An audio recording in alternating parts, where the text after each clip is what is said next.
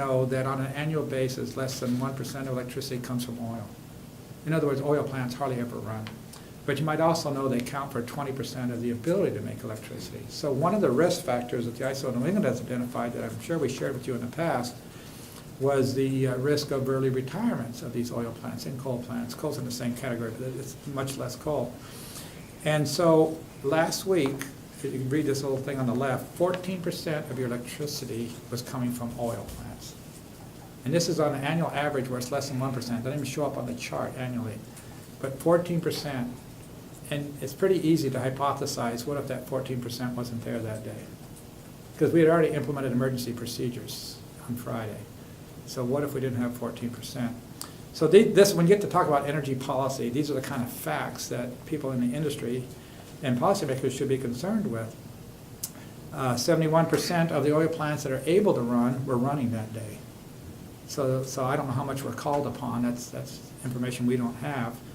But it does tell you that a large percentage, 71% of the oil plants were at least able to run during the time when New England needed it. And this is during a period when people aren't heating with natural gas. So it's in the summer when natural gas is as available as it's ever going to be. So this morning I looked at, I'll go back to that day. I'm a renewable advocate. Okay, I do support solar, wind, but solar and wind is not reliable.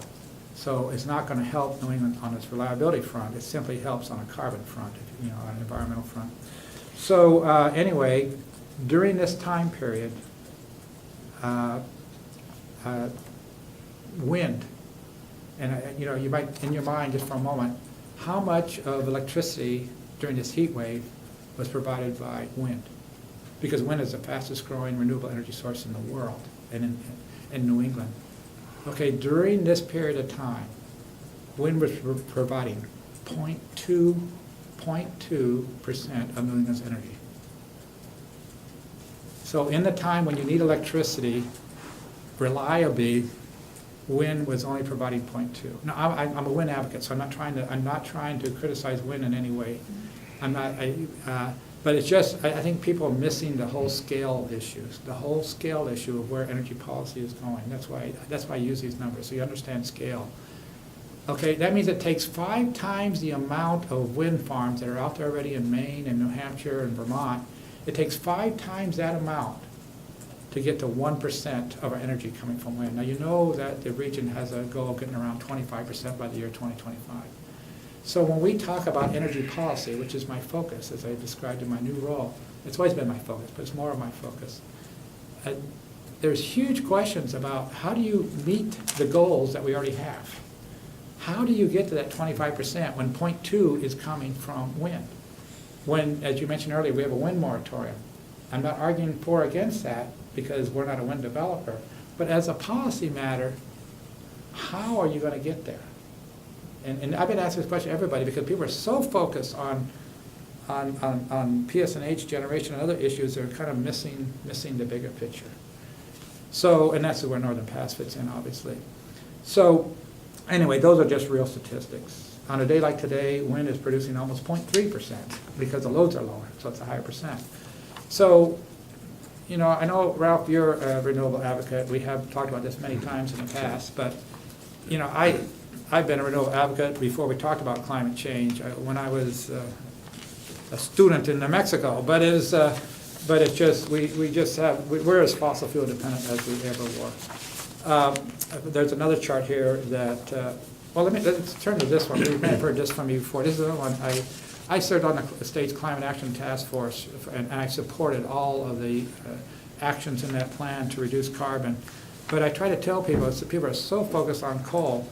Coal produced less than 3% of energy last year, and I think it's heading towards 2%. So, coal is an important source during cold waves and heat waves, but on an annual basis, it's only about 3% in New England. I think it's going to 2%. When you look at carbon emissions, which is what RGGI is all about, regional greenhouse gas emissions is all about, carbon emissions is all about natural gas. I think the number here is 88%. 88% of the carbon emissions in New England from power plants comes from natural gas. Now, that's neither good nor bad. It's just what it is. It's just a fact. 88%. So if you talk about RGGI, and you talk about tightening up RGGI, what you're doing is increasing the price of power for natural gas plants, because that's where most of the CO2 emissions come from.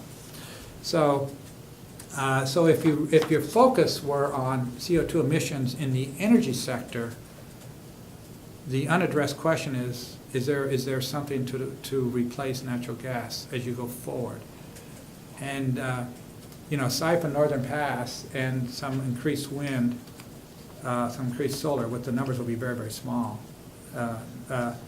Solar and wind, I told you it's only 0.2% in New England. It'd take an awful lot to replace natural gas. It would be a really, I mean, it's a policy question of the future. It's only a matter of time when they talk about carbon, they're going to talk about natural gas. It's just a matter of time when people stop talking about coal and start talking about natural gas, because that's where all the numbers are. And the other thing is just to give you a little idea of how volatile natural gas is. I mean, natural gas we talked about in the past is a good news, bad news story. The good news is there's lots of it in the United States. It's domestically produced and it's North American produced. Obviously, New England's far from, not so far as it used to be, but far from the source. So it's there's a delivery issue there. And natural gas price and supply, but it's more price now, is very volatile. So there's another chart here that we have for you that just shows you how natural gas prices went last week. And it's nothing short of dramatic. I mean, you don't see this happening in any other fuel source in history.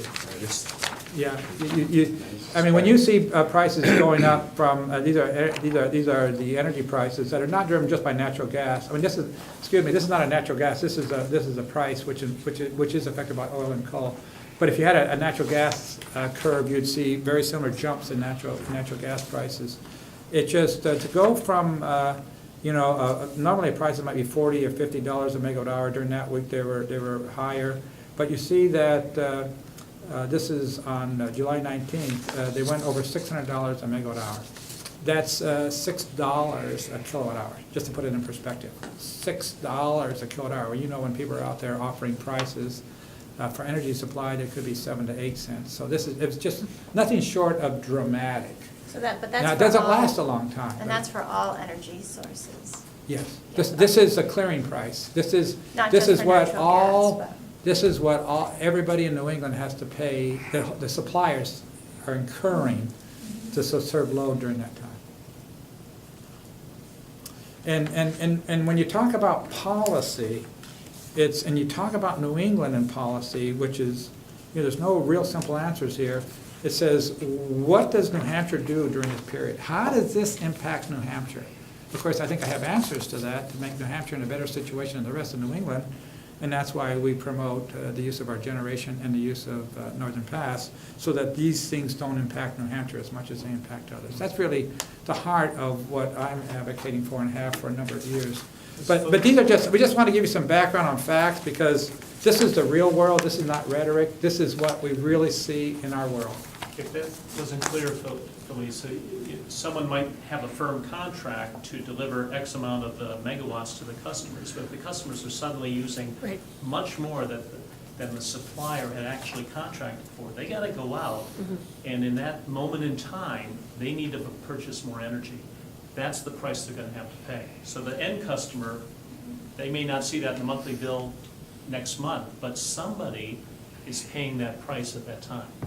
Now, I'll give you an example. While this is occurring out there, we're making power at our Merrimack station, the one that was in your featured article. So during this time, we're making power, and their plants ran very, very well. I'm so pleased they were all, when they were called upon, they were all able to run, they were all operational. While this is happening, we're producing energy at 5 cents a kilowatt hour. That's $50 a megawatt hour. The market price was $600 a megawatt hour, and we were producing at $50 a megawatt hour. Now, the reason Merrimack and some other plants don't run is sometimes the market prices are at $40 a megawatt hour. But in this week, when this is why I'm so proud of the team, when the generation's running when it's needed, and it runs very well when it's needed. This is when the value really, really shows up. We're generating at 5 cents, and it costs $6 a megawatt hour, $6 a kilowatt hour. I mean, that's the drama. Fortunately, it doesn't last but a few days. If it did, we'd be in deep trouble. But fortunately, these things come and go. But when they come and go, and this is what we do in the utility business, are we prepared? do we have the assets? Do we have the resources to do it? And New England did have the assets, did have the resources, including 14% that came from oil. I mean, so that, I just want to give that background, because we can talk about policy, but I think this factual underpinning, to make policy real, to implement policy, you have to understand the physics and the assets behind it. That's why we're saying, let the process work. We'll show this, we'll show it to the PUC, we'll show it to everybody, it's just facts. But the unavoidable question then is, though, you're sustaining this essentially insurance policy with a dwindling customer base, and at some point those curves cross, and I don't know where they do, but it seems the sentiment is that we're getting close, that the decision isn't this year, it's 3 years away, or at some point. So if you could talk a little bit about that. I don't know what we'll do if we don't have these assets, but I also don't know how to support these assets if you lose another 25% of your customer base. Yeah, I mean, it's a great question, appropriate question. I don't want to be trivial, but I tell people it's a lot more complicated than people make it out to be. And I'll start with this. 12, 13 years ago, 14 years ago, this state decided that we'll have an open access system, that customers should have choice. And PSNH has consistently supported that, and we support it today. So if you set up a system where customers can choose suppliers, and that's what they do, then that's the way it's supposed to be. Isn't that the way? And we've never said that we only want 10% of customers choosing, or 20%, or 30, or 40, 50, pick a number. So when people say the migration is higher, I say yes, entirely due to market conditions. And customers are simply exercising choices, and vendors, suppliers are offering them things as they try to position themselves in the market. So that's basically the policy the state set up 14 years ago. So there's nothing right or wrong about it. It's just simply customers exercising choice. So a lot of people look at it as a barometer, that if you have more customers choosing, that's bad. And I would say it's not bad. It's just simply customers doing what the framework was set up to do. But there are policy questions, Ralph, as you imply. And the policy questions relate to that safety net. We're not competing with everybody. For some reason, people think that there's a measurement of, that's a measurement of PSNH competing with others. We're not set up to compete. We're not marketing. We only, our job is that safety net. Our job is to provide power to customers who don't have